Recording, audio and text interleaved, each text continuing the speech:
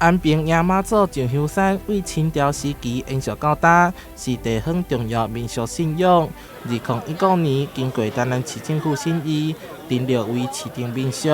为着让更较侪人会当认捌，文化局透过当地文书工作者，结合在地记录，出册记录。咱野马祖话讲的两桥脚，但是阮安平的野马祖叫做上香山。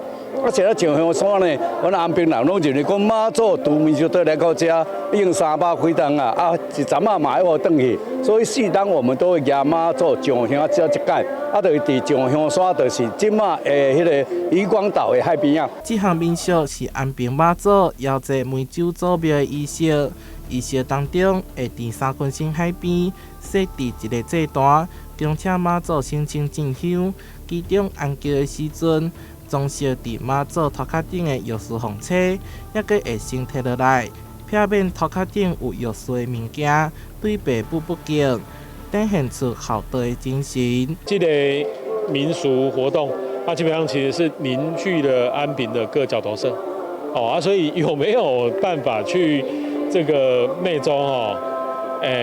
业主这其实一点不一定是这个仪式最重要的重点。最重要的重点是，靠这个仪式在安平所有的各头庙考起来。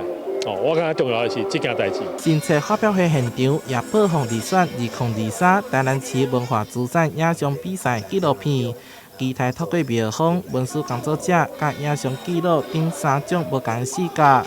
共同来认捌台南安平的重要民俗信仰。台南新闻出版采访报道。